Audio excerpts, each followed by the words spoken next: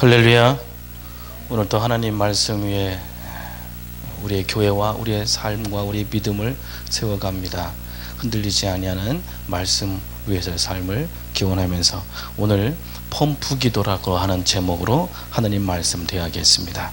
시편 1편 1절부터 6절까지의 말씀입니다. 복 있는 사람은 악인들의 꾀를 따르지 아니하며 죄인들의 길에 서지 아니하며 오만한 자들의 자리에 앉지 아니하고 오직 여호와의 율법을 즐거워하여 그의 율법을 주야로 묵상하는도다.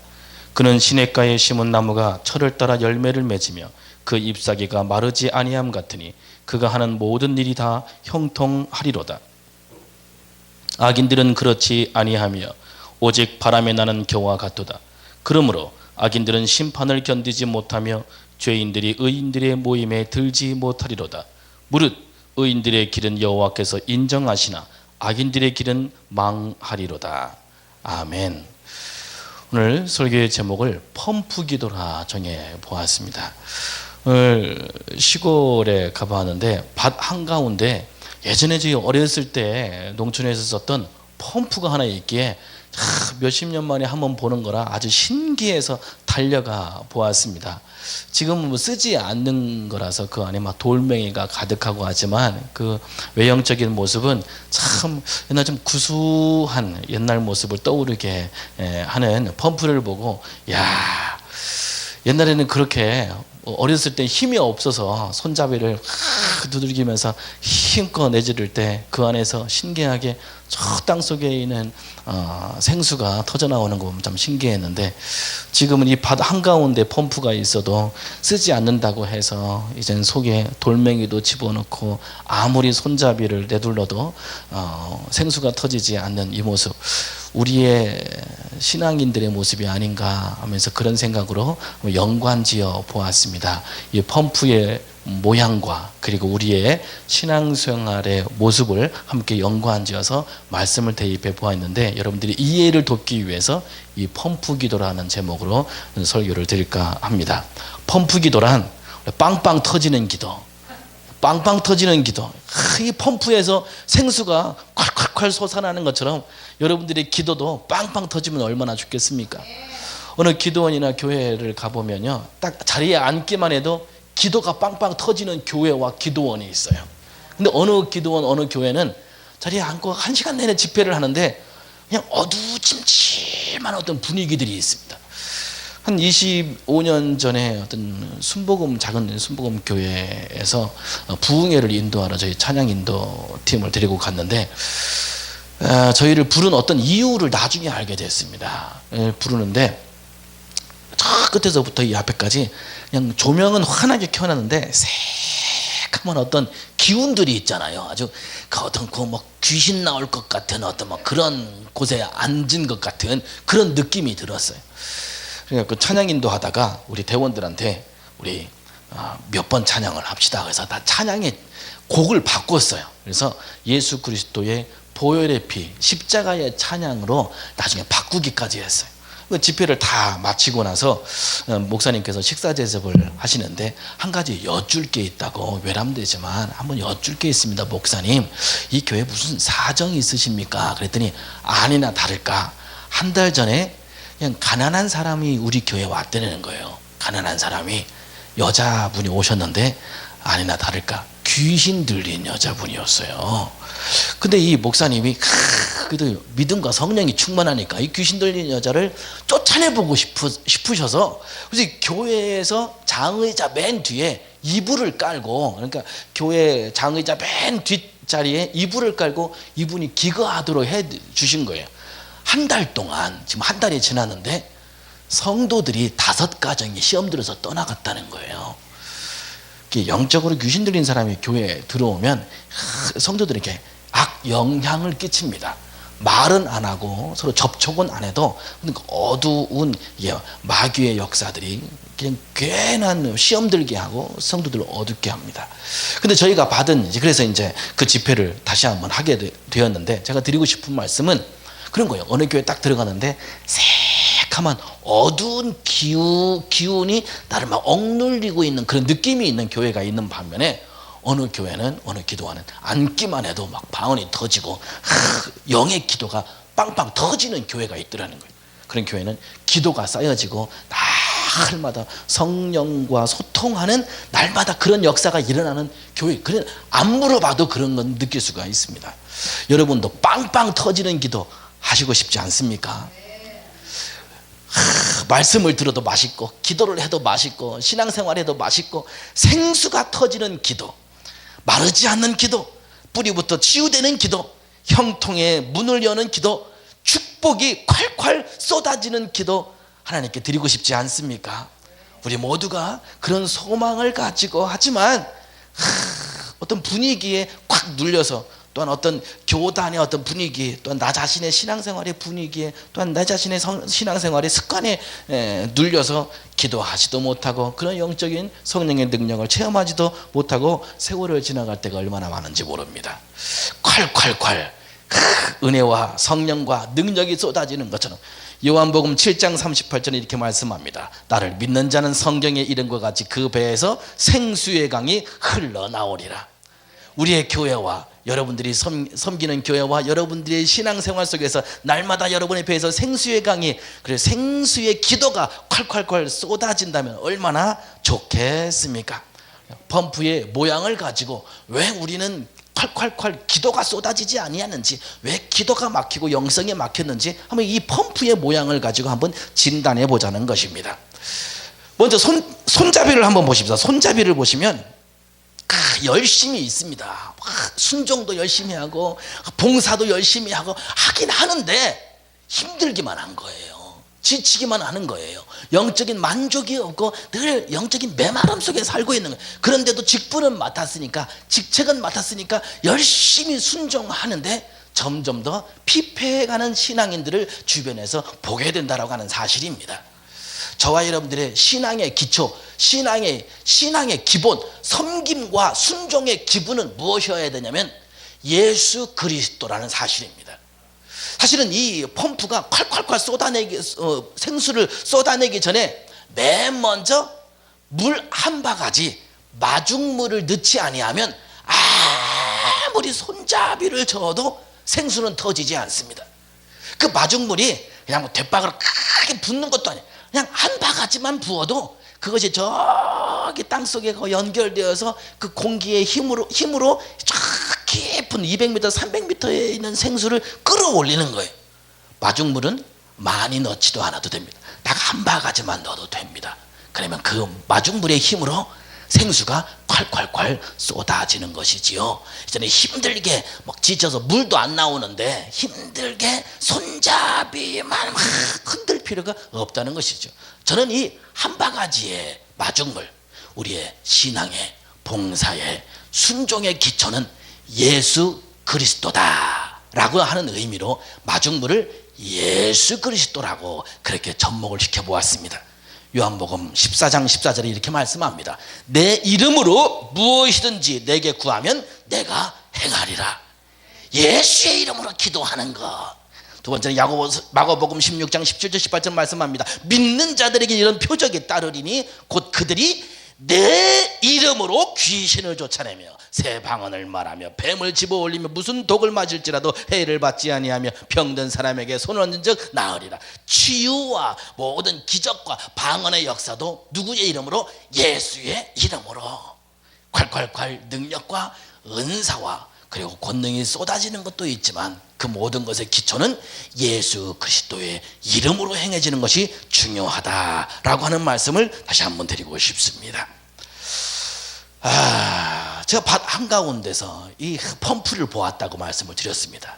요즘은 수도로 쓰기 때문에 그냥 이 펌프는 옛날 그대로 밭 한가운데 꽂아놓은 것 같습니다. 가보았더니 그 안에 이제 안 쓴다고 돌멩이를 가득 집어넣은 것을 보았습니다. 야, 이게 안 쓴다고 버려진 펌프 안에 돌멩이와 흙으로 가득 메워놨구나.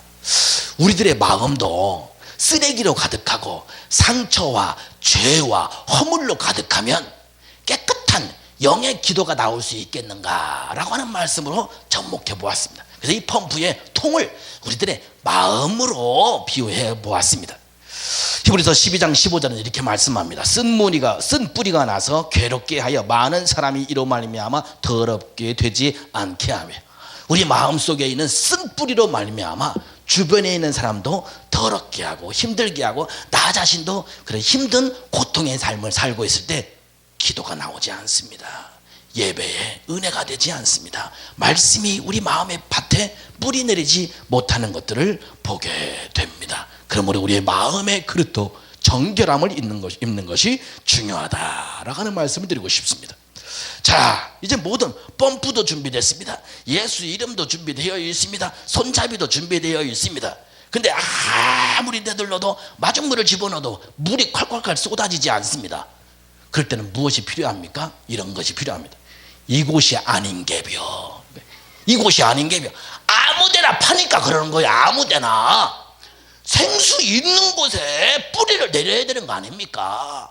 신천지나 이단에 뿌리 내려서 지금 모든 가정이 파괴된 사람들을 우리는 주변에 보게 됩니다.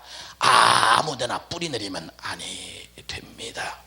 땅속 생수의 근원이신 하나님께 우리의 생수의 뿌리를 내려야 되는 것을, 우리의 몸에 우리의 신앙의 뿌리를 내려야 되는 줄 믿으시길 바랍니다. 성경은 말씀합니다. 무릇 여호와를 떠나는 자는 흙의 기록에 되어리니 이는 생수의 근원이신 여호와를 버림이니이다. 다른 곳에 파시면 안 됩니다. 하나님이 계신 그곳에 우리의 신앙의 뿌리를 내리실 수 있기를 바랍니다. 물이 왜 안 나올까? 여러 가지 원인이 있습니다. 즉 마음이 오물로 가득 찼거나, 또는 예수의 마중물을 처음부터 붓지 않았거나, 또는 생수가 없는 땅에 관을, 또한 펌프를 심었기 때문에 물이 안 나온다고 하는 것입니다. 손잡이는 괜히 죄만 짓고 있어요. 괜히 직분은 받았고 교회에서 받은 바 봉사와 전도에 임무는 받았는데 하면 할수록 힘만 들고 생수는 터지지 않고 기도는 터지지 않고 응답은 터지지 않고, 그래서 메말라 빼짝 말라가는 성도들의 모습을 보게 된다라고 하는 것입니다. 다시 한번 정리합니다. 생수가 터지지 않는 이유 세 가지. 첫 번째, 물 한 바가지, 즉 마중물을 먼저 붓지 않고 펌프질만 냅다 해서 예수의 이름으로 기도하고 예수의 이름으로 치유하고 축사하고 봉사하고 헌신하는 여러분 되시길 주님의 이름으로 축원드립니다. 두 번째는 통속이 오물로 가득해서 마음에 더러운 죄와 허물로 가득해서 예수님의 십자가의 보혈로 씻음 받기를 주님의 이름으로 축원합니다.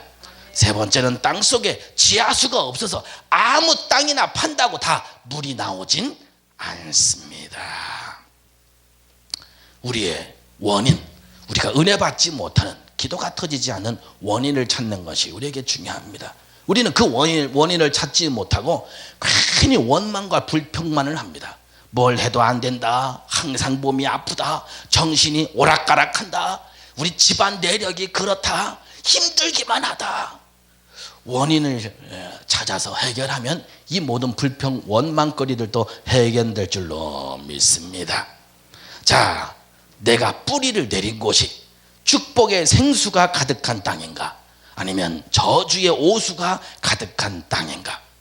자, 오늘 저와 여러분들이 읽은 시편 1편을 작성한 시편 기자는 그 내용에 대하여 이렇게 말씀하고 있습니다. 복 있는 사람은 악인들의 꾀를 따르지 아니하며 죄인들의 길에 서지 아니하며 오만한 자들의 자리에 앉지 아니하고 오직 여호와의 율법을 즐거워하여 그의 율법을 주야로 묵상하는도다. 그는 시냇가에 심은 나무가 철을 따라 열매를 맺으며 그 잎사귀가 마르지 아니함 같으니 그가 하는 모든 일이 다 형통하리로다. 오늘 이 말씀만 보면 간단하게 정리하면 그렇습니다. 이 말씀에 복 없는 사람과 복 있는 사람을 나누어 설명하고 있는데, 복 없는 사람은 마이너스 인생의 자리에 있기 때문에 복이 없는 사람이고, 복 있는 사람은 플러스 인생의 자리에 있기 때문에 복이 있다고 정리하고 있습니다. 복 없는 사람, 즉 마이너스 인생에 있는 사람들은 어떤 자리에 있기 때문에 마이너스 인생을 사는가? 악인들의 꾀를 따르며 죄인들의 길에 서며 오만한 자들의 자리에 앉는 사람들이 마이너스 인생, 즉 복을 못 받는 사람의 자리에서 사는 사람들이라는 사실입니다. 복 있는 사람은 시냇가에 심은 나무, 그들이 삶에, 그들이 뿌리 내리고 있는, 신앙의 믿음에 뿌리 내리고 있는 그곳이 시냇가에 뿌리를 내리니까 자연히 복을 받게 되는 인생으로 바뀐다는 겁니다. 복 없는 사람들, 다시 한번 정리합니다. 나는 지금 어디에 둘러싸여 있는가? 내가 만나는 사람, 내가 교제하는 사람, 내가 하고 있는 일들이 어떤 사람들과 가장 밀접하게 연관되어 있는가를 한번 생각해 보면 됩니다.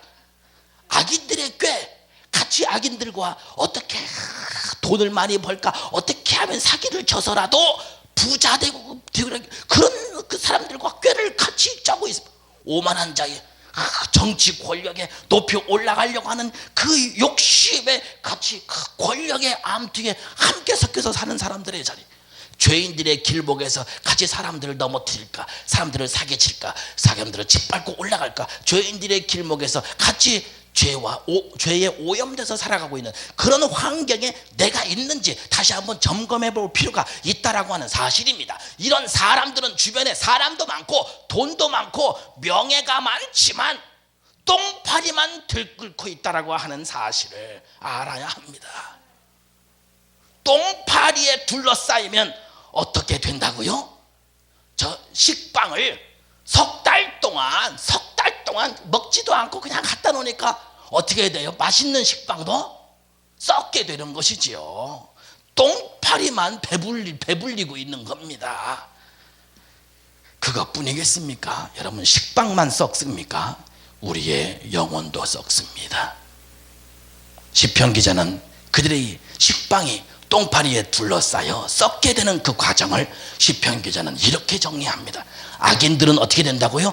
바람에 나는 겨와 같고, 또한 악인들은 심판을 견디지 못하며, 또한 6절에 악인들의 길은 망하리로다. 식빵에, 또한 우리 사람의 주변에 이런 똥파리들만 가득한 데서 살면 이렇게 겨와 같이, 또한 심판을 견디지 못하고 망하는 인생, 복받지 못하는 인생을 살 수밖에 없음을 성경은 분명히 우리에게 말씀하고 있습니다. 그러나 아무리 망하는 삶을 살고 싶어하는 사람은 없습니다. 그러나 그 땅에 뿌리 내리고 있는 한 그 사람은 썩게 되어 있습니다. 종교개혁자 루터는 이렇게 말합니다. 하나님께서는 귀중한 선물을 쓰레기 더미 위에 내려놓지 아니하신다. 저와 여러분들이 지금 추구하고자 하는 인생의 목표와 목적, 그 나의 가치관이 어느 곳에 지금 둘러싸여 있는지 점검해 볼 필요가 있습니다. 가정으로 들어가면 가정도 쓰레기 더미, 내 개인 한 사람 한 사람 마음속도 죄악의 허물에 쓰레기 더미로 가득합니다. 욕심과 야망으로 가득 차서 순수한 것은 찾을 길이 없습니다. 내가 썩고 주변이 썩기 전에 빨리 쏟아내실 수 있기를 바랍니다. 마음속의 쓰레기를 빨리 쏟아내지 아니하면 생수가 흐르지 않고 오염되어서 똥파리, 즉 마귀 새끼만 들끓게 됩니다. 잔치상에, 여러분 그림을 보시면 잔치상에 진수성찬 차려놨어도 사람들이 와서 먹지도 않고 치우지도 않으니까 몇 시간 지난 후에 똥파리만 가득합니다. 집이 넓고 높고 가족들이 많은들, 내가 돈 많이 버는 회사에 다닌들 무슨 의미가 있습니까? 똥파리가 가득한 잔치상에 무슨 의미가 있느냐는 말씀을 드립니다. 성경에도 똥파리가 둘러붙은 사람을 이렇게 소개하고 있습니다. 예수님의 12 제자 중에 한 사람이었죠. 12 중에 하나인 가룟시내라 부르는 유다에게 사탄이 들어가니, 이 가룟 유다의 주변엔 바로 물질, 돈에 대한 욕심으로 가득한 사람들만 들끓었습니다. 성경은 이렇게 말씀합니다. 그때 12 중에 하나인 가룟 유다라 하는 자가 대제사장들에게 가서 말하되 내가 예수를 너희에게 넘겨주리니 얼마를 주렸느냐 하니 그들이 은 30을 달아 주거늘 그가 그때로부터 예수를 넘겨줄 기회를 찾더라. 베드로나 요한이나 야고보는 지금 예수님 말씀 들으려고, 주님의 음성 들어보려고, 주님의 치유의 역사를 목격하고 주님의 이름을 증거하고 전하고 전도하기에 바쁘고 그저 그 정신밖에 없는데, 가룟 유다는 뒷구멍으로 돈이나 세고 있습니다. 예수님을 팔아서라도 은 30냥에 예수님을 팔아서라도 자기의 배를 부를 재물 욕심에 뿌리 내린 가룟 유다는 결국은 예수님을 십자가에 못 박아 죽이는데 가장 결정적인 역할을 하게 됩니다.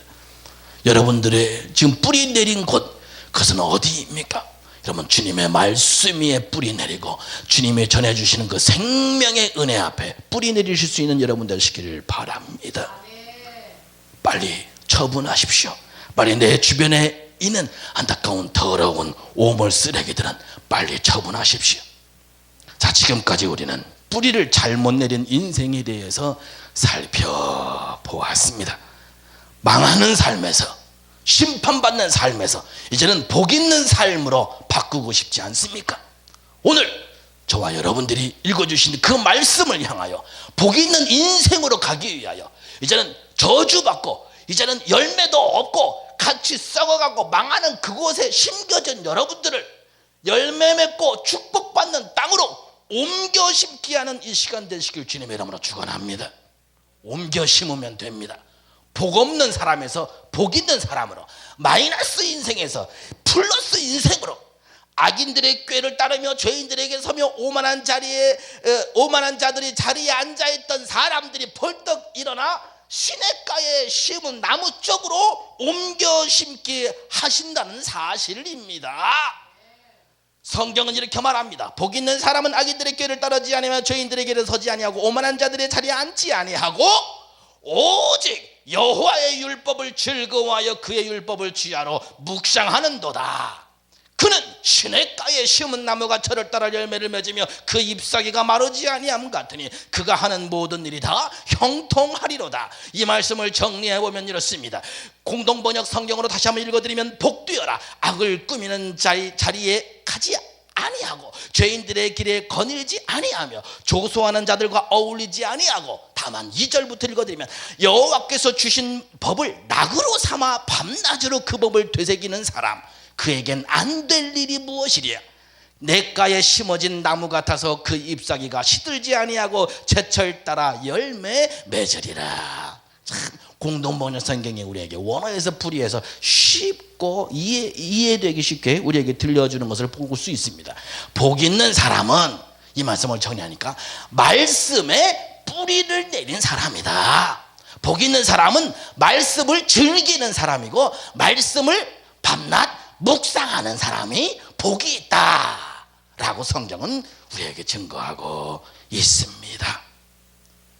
아까 말씀드린 것처럼 복 없는 사람, 저주받은 사람은 악인들의 속임수와 죄인들의 길과 오만한 자리에 앉아있던 사람들입니다.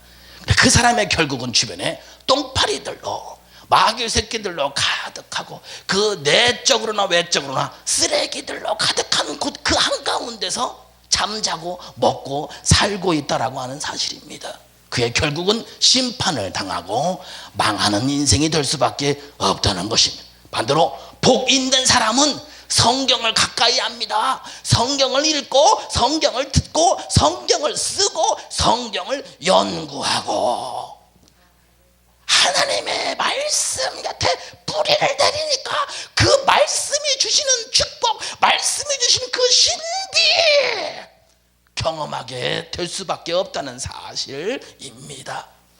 말씀에 뿌리 내리는 사람, 그 사람에게 하나님께서 복을 주시는데 어떤 복을 주시느냐? 자, 이 말씀을 정리합니다. 철을 따라 열매를 맺으며, 철을 따라 열매를, 봄, 여름, 가을, 겨울, 철을 따라 열매를 맺으며, 이제 내가 자식을 낳고 그 자식이 또 자식을 낳고, 낳기만 하면 뭐합니까? 그 자식들이 또 자식을 낳고 자식들마다 복을 받습니다. 부모는, 할아버지 할머니는 그 손자들이 복받는 모습을 보고 날마다 행복하는 것, 여러분들의 가정이 이 같은 복을 받기를 주님의 이름으로 축원합니다. 잎사귀가 마르지 아니하며. 우리는 옛날 어렸을 때요, 단풍잎, 은행잎 늘 깨끗한 거 말려갖고 책갈피로 쓰고 성경책에다 깨고 그랬어요.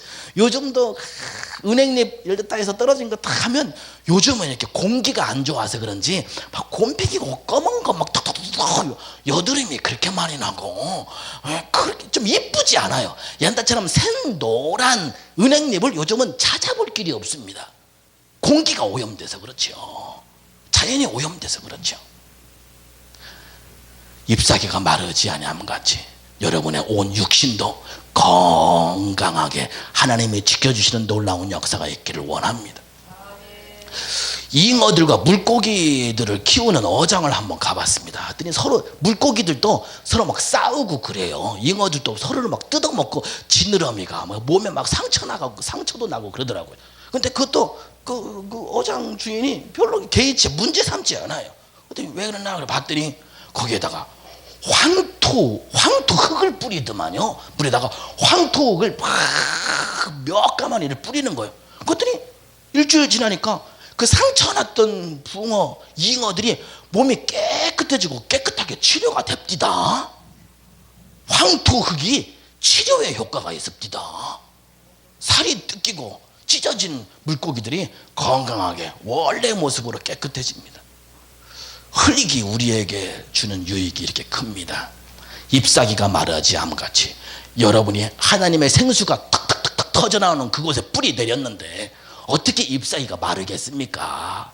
뿌리 밑에서 생수가 공급되어지는데 가정에 이렇게 개인의 건강의 복으로 잎사귀가 마르지 않는 복을 받기를 주님의 이름으로 축원합니다. 세 번째는 모든 일이 다 형통한대요.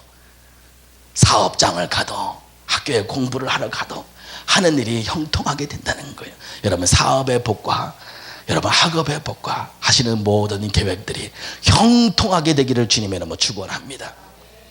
이유는 딱 한 가지예요. 옮겨 심기만 했어요. 옮겨 심기만.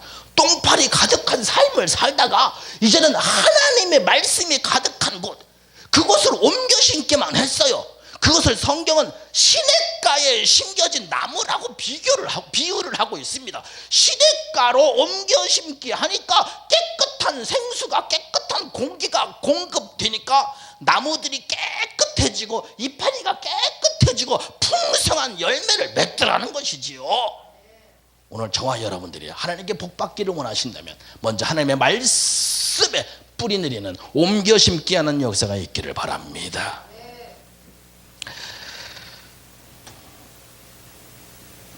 어떻게 그렇게 복을 받을 수 있을까?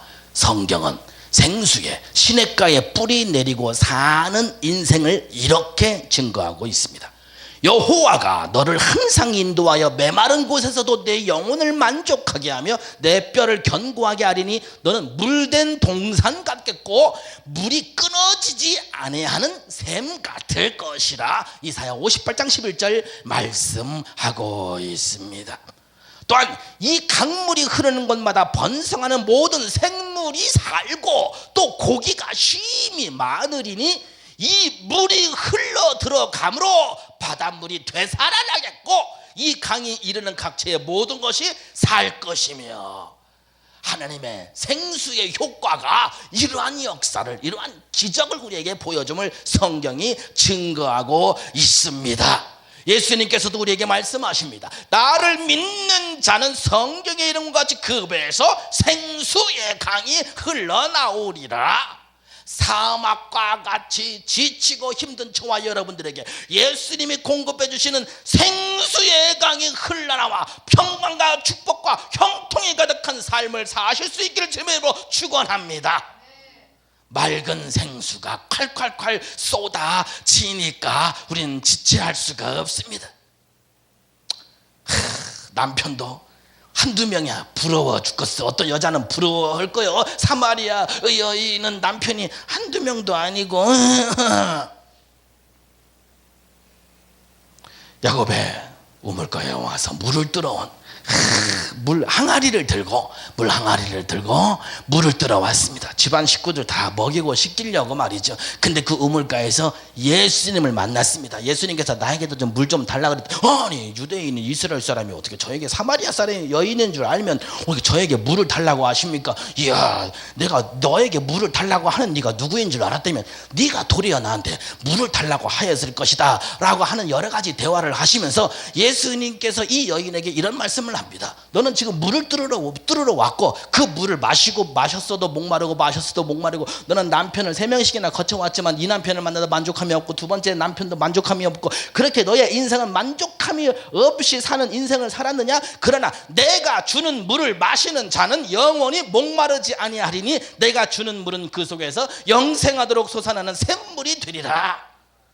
예수님에게서 진정한 생수, 목마르지 않은 생수를 주시겠다는 그 말씀을 듣고 예수님의 말씀의 생수, 예수님이 이 여인에게 물을 떠주신 거 아니잖아요. 막 예수님의 온천수를 떠다가 이 여자한테 맛이 좋고 상쾌한 물을 떠 먹여준 게 아니잖아요. 예수님께서 이 여인에게 하나님의 천국의 말씀만을 들려주었는데 이 여인이 예수님의 말씀에 꽂힌 거예요. 예수님의 말씀의 은혜를 받고 나서 예수님의 말씀의 생수를 맛보고 난 이후에 이 여인의 행동이 달라지기 시작합니다. 아까까지는 물동이를 들고 물 들어왔는데 예수님 말씀의 생수를 듣고 은혜 받은 여인이 물동이를 그 우물가에 버려두고 동네로 빈몸으로 들어가서 사람들한테 이렇게 말합니다. 내가 행한 모든 일을 내게 말한 사람을 와서 보라. 그는 그리스도가 아니냐 하니 이 동네에서 나와 예수께로 그들이 많은 사람들이요 이 여자 따라서 예수님 보러 온 거예요. 예수님의 말씀의 생수를 먹고 은혜 받은 이 여인이 물동이가 뭔 지금 급한 게 아니잖아요. 마시고 금방 목마르게 될, 씻어도 금방 또 메마르게 될 그 물 마시는 거, 물로 씻는 거 지금 중요한 게 아니에요. 지금 천국에서 하나님의 아들이 이 땅에 오셔서 그분의 말씀을 다 듣고 싶어서 이 여인은 식구들을, 동네 사람들을 다 해서 내가 그리스도를 만났다, 내가 하나님의 아들을 만났다 전도하러 다니는 거예요. 은혜의 생수, 축복의 생수를 마시고 나면 이렇게 된다니까요. 신바람이 난다니까요. 성령의 바람이 날 수밖에 없다니까요. 물동이를 버려두고.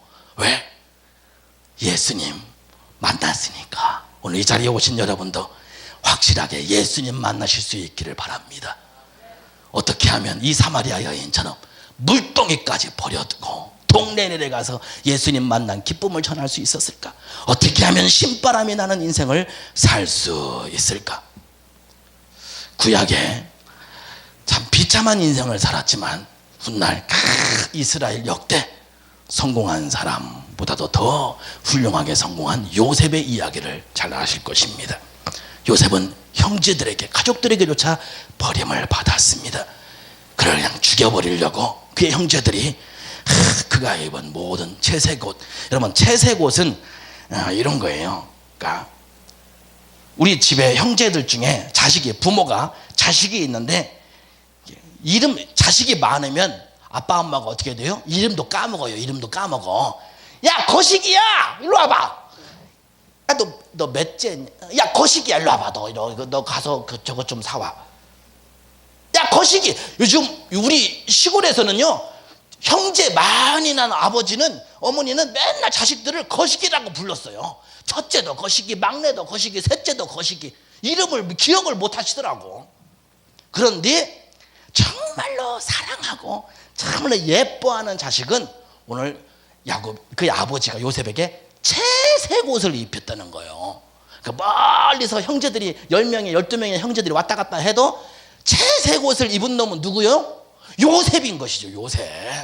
그렇게 집에서 금지옥엽으로 그냥 예쁘게 사랑받으면서 자란 이 요셉이 형제들에게 시기심에 너 같은 놈은, 야 우리 아빠가 왜 너만 사랑하고 너만 이뻐하는지 모르겠다 이놈 새끼야, 너 죽으면 어떻게 되냐, 너 죽으면 이제 우리가 사랑받을 수 있어. 형제들이 그 시기심에 요셉을 웅덩이에 빠뜨려 죽이려고 합니다. 모든 채색 옷을 벗겨버리고 그를 잡아 구덩이에 던집니다. 이 자리에 여러분 어린 시절 가족에게 버림받으신 적 있습니까? 형제들에게 버림받은 적 있습니까? 가족에게조차 상처받고 가족에게 버림받아 인생을 그렇게 험난하게 살아오신 적이 있습니까? 요셉의 인생을 한번 따라가 보십시오. 참 처절합니다.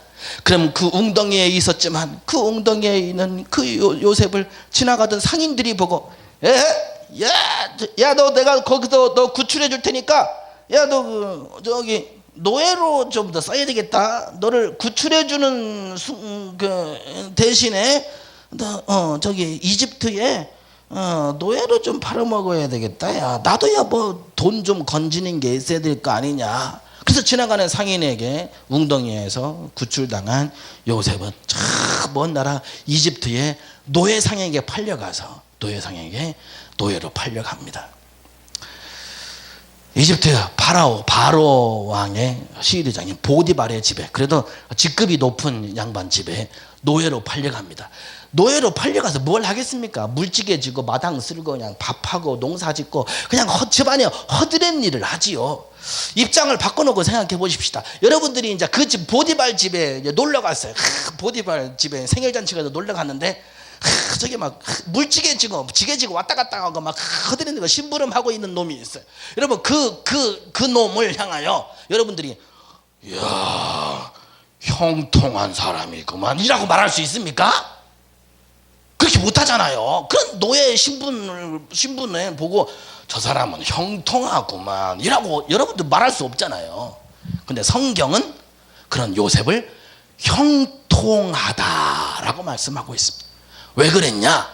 보니까 여호와께서 요셉과 함께 하심으로 그가 형통한 자가 돼요. 또한 보디발 주인도 여호와께서 그와 함께 하심을 보며 또 여호와께서 그를 범사에 형통하게 하심을 보았더라. 아니 노예 생활을 하는데 주변 사람들이 요셉 노예를 보고 그런 거예요. 저 째까는 저기 열 몇 살밖에 안 되는 맨날 콧노래를 부르고 뭐 이렇게 노래를 부르네. 예수님 찬양 예수님 찬양 예수님 찬양합시다 하나님의 사 오메 뭐요? 노래를 부르면서 맨날 발로 차고 채찍질하고 밥도 제대로 안 주고 굶지면서 물찌개나 지우고 험한 일을 시키는데도 불구하고 그 일을 하면서 노래를 불러요. 제가 자세히 들고 봤더니 하나님을 찬양하고 있어요. 이야 하는 거 보니까 거짓말도 안 하고 일도 내가 안 보는데도 불구하고 성실하게 일을 하는 쟤는 되었어. 야 우리 집에 물건 하나 들어왔대. 야 정직하다. 어느 날 이 주인이 부릅니다. 이보시게 내가 자네가 오랜 날 동안 우리 집에서 일하는 것을 보았는데 다른 노예들이 일하는 것과는 너무나 비교되게 자네는 참 진실하네. 자네는 참 착하네. 그리고 자네는 그 어려움 중에서도 하나님을 찬양하네. 이야 자네 하나님의 자네와 함께 하시는 거 보니 다 자네 하는 일들이 다 형통한데 그 형통한 복을 우리 집도 받고 싶네. 그러니 오늘부터는 자네 우리 이 큰 넓은 집에 모든 가정 총무의 일을 자네가 맡게. 하나님께서 노예 요셉에게 함께 하심을 보고 이 보디발 주변 사람들도 감동하는 거예요. 주변 사람들도 감동하는 거예요. 은혜를 받은 거예요. 그에게 보디발이 가정 총무의 일을 시킵니다. 두 번째, 그럼에도 불구하고 보디발의 아내가 요셉을 짝사랑하여 유혹하려 하였지만 하나님이 나를 보시는데 어찌 우리 주인의 사모님을 제가 범할 수 있겠습니까? 도망가다가 겉옷이 뺏겨서 들통이 나고 맙니다. 들통이 났다는 것보다는 요셉은 아무 짓도 안 했는데 이 보디발의 주인의 사모님이 거짓말로 저놈의 새끼가 나를 유혹하려다가 저렇게 도망갔는데 이 옷이 증거입니다 라고 거짓 증언을 해서 억울한 누명을 쓰고 요셉이 감옥에 갇히기까지 합니다. 그런데 감옥에서조차 여러분 한번 입장 바꿔놓고 여러분들이 한번 보십시오. 감옥에 순찰을 왔어요. 여러분들이 순찰이 왔는데 감옥에서 얻어맞고 수갑에 막 차이고 이렇게 구석에서 이렇게 숨어 있는 사람을 보고 여러분들이 이렇게 말할 수 있어요. 저 죄수 형통한 사람이구만 이라고 말 수 있습니까? 안 그렇잖아요. 그런데 성경은 그런 죄수를 향하여 형통하다라고 증거하고 있습니다. 무엇 때문에? 여호와께서 요셉과 함께 하심이라. 하나님은 이러신 거예요. 여러분 보세요. 형제들에게, 가족에게 버림받아 웅덩이에 빠져있는 요셉에게 하나님은 웅덩이까지 내려오셔서 요셉과 함께 계셨습니다. 보디발의 집에 종살이하고 노예 생활하고 있는 그곳에 하나님이 그 밑에까지 내려오셔서 요셉과 함께 물지개를 지시고 요셉과 함께 마당을 쓸고 요셉과 함께 노래를 부르고 하나님이 노예 요셉과 함께 오십니다. 억울한 누명을 쓰고 감옥에 갇혀서 두들겨 맞기도 하고 죄수의 몸으로 살아가는데 하나님은 감옥 바깥에 계신 것이 아니라 감옥 안에까지 오셔서 어두침침한 캄캄한 감옥에 요셉과 같이 함께 하심이라. 하나님은 여러분을 떠나지 아니하십니다. 성경은 어떤 사람을 형통하다 하느냐? 세상 사람들은 돈 많은 사람, 권세 있는 사람, 잘 사는 사람을 형통하다 말하지만 성경은 그 사람이 하나님과 함께 있느냐 없느냐에 따라서 형통한 사람, 형통하지 않는 사람으로 증거하고 있음을 믿으시길 바랍니다. 내가 비록 가족들에게 버림받아 고아의 인생을 살아갈지라도 하나님이 함께 하시는 삶을 사시면 하나님은 우리의 웅덩이 같은 깊은 웅덩이 같은 삶에 함께 오셔서 우리를 사랑하시고 우리와 형통한 삶을 계획하십니다. 내가 비록 지금은 가난하게 노예 생활을 하고 있지만 하나님은 내 오른쪽 어깨에 물지개 지시고 나와 같이 하나님 찬양하며 예수님 찬양하며 하나님이 여러분과 함께 하심, 성경은 그것을 형통한 삶이라고 증거하고 있습니다. 사람들도 그를 인정합니다. 야, 우리 회사에, 우리 가정에, 야, 우리 집, 우리 감옥에 물건 들어왔어. 착하고 진실한 사람. 알고 봤더니 예수 믿는 사람이야. 야, 네가 다니는 교회 나도 가고 싶다. 네가 믿는 하나님 나도 믿고 싶다. 사람들에게 인정받는 크리스천 되시길 바랍니다. 또한 하나님이 그를 인정하십니다. 하나님이 그와 함께 하십니다.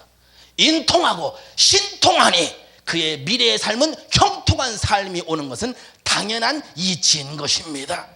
평소에 사람과 하나님께 인정받는 사람이 결국 축복을 받게 되어 있습니다. 결국 억울한 감옥살이야 하던 이 요셉에게도 기회가 찾아옵니다. 이집트의 바로 왕의 꿈을 해석해주는 그 광경을 바로 왕이 보고 이렇게 말하고 있습니다. 바로가 그의 신하들에게, 그의 신하들에게 이르되 이와 같이 하나님의 영에 감동된 사람을 우리가 어찌 찾을 수 있으리요 하고 요셉에게 이르되 하나님이 이 모든 것을 네게 보이셨으니 너와 같이 명철하고 지혜 있는 자가 없도다. 여러분, 이집트의 바로 왕도 요셉이 동행하고 요셉과 함께한 하나님을 인정하고 결국은 그 인정하는 것에서 그치지 아니하고 요셉에게 내가 너를 애굽 온 땅의 총리가 되게 하리라. 바로가 그런 인정을 해주는 거예요. 하나님과 동행하는 그 삶, 얼마나 형통한 사람으로 결론이 이렇게 맺는지 성경은 말하지요. 요셉이 형통의 복을 받은 비결을 정리하면 먼저 사람들에게 통했습니다. 인통의 삶을 살았지요. 두 번째는 하나님께 인정을 받았습니다. 신통한 삶을 살았지요. 그러니 만사가 형통할 수밖에 없는 것입니다. 지금 잠깐 가족들에게 버림받아 고아의 인생을 살아가는 인생의 웅덩이에 빠진 인생을 사시는 분 계십니까?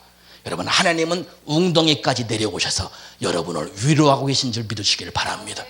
지금은 가난하게 물지개를 짓고 남의 집에 식모살이하며 그 어려운 가난한 노예의 삶을 살지만 하나님은 그곳에서조차 함께 해주시고 그를 그 속에서 찬송 부르며 형통하게 해주십니다. 지금 억울한 누명을 쓰고 감옥살이하고 남에게 지탄받고 손가락질 당하는 삶이 있습니까? 그럼에도 불구하고 하나님은 그 부끄러운 그 지탄받고 있는 손가락질 받고 있는 여러분들의 그 상처를 지금 그곳에 오셔서 어루만져 주십니다. 하나님이 여러분을 버리지 아니하십니다. 여러분을 형통케 하십니다. 오늘 하나님과 그 동행하는 그 삶으로 말미암아 여러분의 인생의 형통의 복을 누리실 수 있기를 주님의 이름으로 축원합니다. 여러분 수도꼭지가 그림에 보이시죠? 수도꼭지. 우리 집도 수도꼭지 많습니다. 틀기만 하면 콱콱콱콱콱 쏟아집니다. 그런데 여러분 마시고 싶지 아니하는 물이 쏟아질 때가 있습니다. 그것은 그 물탱크에, 저 지상에 있는 물탱크에 오물이 가득하고 쓰레기가 가득하면 그 오물이 수도꼭지에 쏟아져서 막 냄새나고 막 그래서 그 위에를 막 다 물탱크를 청소하고 1년에 한 번씩 청소하고 할 때도 있죠. 그러나 오늘 여러분의 죄와 허물을 하나님께 다 쏟아내시고 하나님의 말씀으로, 하나님의 은혜로, 성령의 생수로 가득 물탱크를 채우면 이때부터는 여러분들은 수도꼭지 틀기만 하면 됩니다. 콸콸콸 쏟아지면서 끝나지 않습니다. 저희 집에 싱크대 크지 않거든요. 아침에 지금 여기 기도원 온다고 틀어놓고 저녁 때 가보면 온 집안이 홍수가 났을 겁니다. 예, 집에 있는 고양이가 아마 그 위에 둥둥 떠댕길 거예요. 콸콸콸콸콸콸 성령의 생수가 쏟아지면 우리가 주체할 길이 없다니까요. 왜 기도의 수도꼭지를 열지 않으십니까? 왜 성령님의 역사를 인정하지 아니하십니까? 하나님의 능력을 왜 인정하지 아니하십니까? 여러분의 교단과 여러분의 가치관과 여러분의 고집 때문에 하늘문이 열리지 않고 지금도 그 생수의 통에 가득한데 이 어려운 시대에 은혜 주시려고 지금도 기다리고 계신데 여러분이 뚜껑을 닫고 있어요. 마음의 수도꼭지를 잠궈놓고 있어요. 오늘 저와 여러분들에게 주님께서 주십니다. 내가 주는 물을 마시는 자는 영원히 목마르지 아니하리니 내가 주는 물은 그 속에서 영생하도록 솟아나는 샘물이 되리라. 주님이 주시는 생수를 믿고 여러분 입술을 여십시오. 내가 입을 열겠사오니 주님이 선포하시옵소서. 내가 손을 얹겠사오니 주님이 치료하여 주시옵소서. 내가 발을 내딛겠사오니 주님이 다스려 주시옵소서. 주님이 형통의 길에, 여러분의 가시는 길에 주님께서 동행해 주십니다. 오늘 저와 여러분들 이제는 시냇가에 심겨진 나무처럼 열매 맺고 잎사귀가 마르지 않고 하는 모든 일이 형통한 복을 받기 위해선 우리는 이 시편 1편 2절에 말씀한 같이 오직 여호와의 율법을 즐거워하여, 두 번째는 그의 율법을 주야로 묵상하는 자가 시냇가에 심겨진 나무와 같다라고 말씀하고 있습니다. 이것을 정리해 드리면 이렇습니다. 내 마음속에 이것을 정리할 때 베드로전서 4장 7절의 말씀으로 정리합니다. 만물의 마지막이 가까이 왔으니 그러므로 너희는 정신을 차리고 근신하여 기도하라. 마태복음 4장 4절은 말씀합니다. 사람이 떡으로만 살 것이 아니요 하나님의 입으로부터 나오는 모든 말씀으로 살 것이라. 그렇습니다. 여러분들에게 뻥뻥 터지는 펌프 기도의 원리는 여러분 하나님의 말씀에 뿌리 내리고 그 말씀으로 기도하고 말씀으로 묵상하고, 이젠 여러분 죄악, 여러분 성공과 여러분 물질의 재물의 종이 되어서 살아갔던 환경을 거기에서 이제는 말씀이 있는 곳으로, 말씀이 들려지는 곳에 옮겨 심게 하시면 내가 하는 것이 아니라 나는 병든 몸으로 여기 왔습니다. 나는 상처받은 몸으로 이곳으로 옮겨 심게 했습니다. 그런데 나에게 생수를 공급해 주시는 하나님께서 내 몸에 생수가 닿기 시작하면서 자연히 건강해지는 거예요. 자연히 잎사귀가 깨끗해지는 거예요. 자연히 열매가 좋은 열매 맺게 되어 있는 거예요. 내 힘과 내 능력과 내 재주가 아니라 생수의 능력으로, 예수의 능력으로, 하나님의 은혜로 이와 같은 일이 벌어진다는 거예요. 그러니 우리가 말씀에 뿌리 내리지 않을 수 있겠느냐는 것이지요. 빵빵 터지는 기도, 생수가 터지는 기도, 마르지 않는 기도, 뿌리부터 치유되는 기도, 형통의 문을 여는 기도, 축복이 콸콸 쏟아지는 기도, 말씀에 뿌리 내려서 여러분들이 부르짖을 때마다 뻥뻥 빵빵 터지는 펌프 기도의 열매를 맺기를 주님의 이름으로 축원합니다.